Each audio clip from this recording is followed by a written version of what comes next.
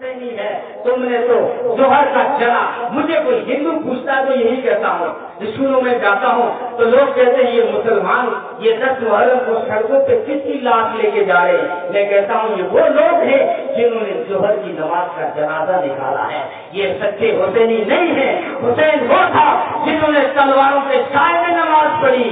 ہاں، نہ نازی کی ضرورت ہے نہ نیازی کی ضرورت ہے. شاید کہتا ہے آج تو عاشق وہی ہے جو یا تو ناز کرے میں عاشق کا یا نیاز دلاوے کے میں عاشق کا. شاعر کہتا ہے نہ نازی کی ضرورت ہے نہ نیازی کی ضرورت ہے.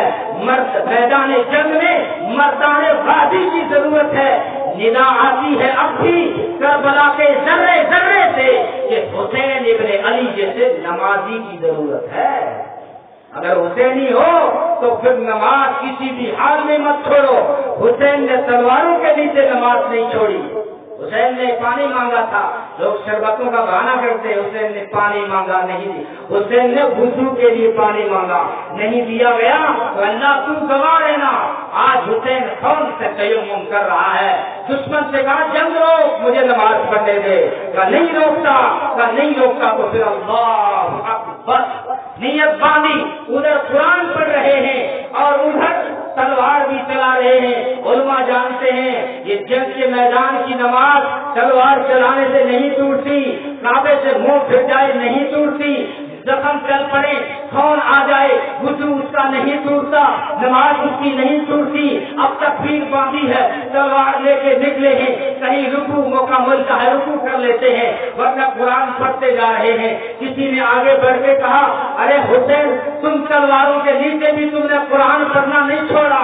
تو حسین نے گرج کر کہا میں قرآن کیوں نہ پڑھوں. میری نانی وہ نانی تھی جو محمد رسول اللہ کے زخموں پہ مرہم پٹی کرتے ہوئے قرآن پڑھتی تھی.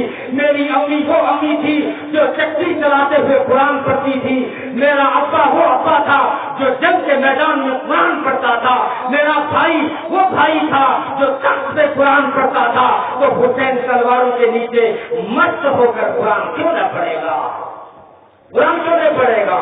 یہ وہ حسین ہے.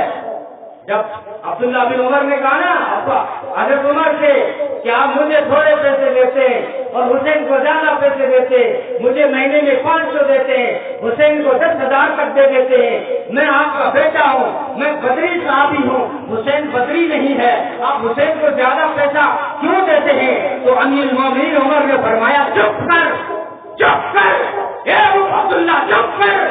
حسین کا مقابلہ تو نہیں کر سکتا. کیوں؟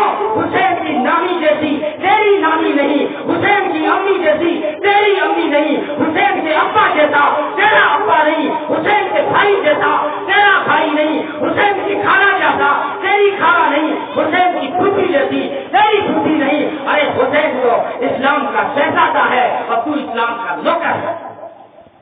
بیٹے سے فرمایا. حسین نے قرآن نہیں چھوڑا.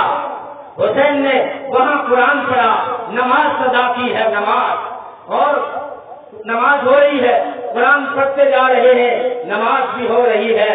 یوں تو سارے شہیدوں کا عکس حسین میں دکھا دیتا ہوں میں، لیکن ایک نرالا ایک تبرج حضرت حسین کو نصیب ہوا ہے. جو سارے بھائی جو ہے شہادت کا تبرج ہونے سے فضیلت ثابت نہیں ہوگی. شہیدوں کا سردار تو حمزہ ہے لیکن ابو بکر سے افضل نہیں. شہیدوں کا سردار حمزہ ہے، عمر سے افضل نہیں. لیکن ایک تفرد ہوتا ہے ہر ایک صحابی کا. حضرت حسین کا یہ تفرد ہے کہ سارے شہیدوں کا عکس آپ کو حسین میں نظر آئے گا. اگر حمزہ مجاہدانہ شہید ہے تو حسین بھی مجاہدانہ شہید ہے. اگر حمزہ کی لاش پہ بہن پہنچی تھی تو یہاں حسین کی لاش پہ بھی بہن پہنچی تھی. حسین کی بہن وہاں حمزہ کی بہن صفیہ نے صبر کیا تھا، یہاں حسین کی بہن نے بھی صبر کیا تھا. دونوں نے واویلا نہیں کیا، شور نہیں کیا، گریبان نہیں پھاڑا، کان نہیں نوچے. نبی کا فرمان ہے کہ جو ماتم کرے، واویلا کرے، شور مچائے، گریبان پھاڑے، بال نوچے، فلیس منا، وہ میری امت میں سے نہیں ہے. میری امت میں سے نہیں ہے وہ ماتم کرنے والا. اسلام میں ماتم نہیں، اسلام میں شکر ہے یا اسلام میں صبر ہے.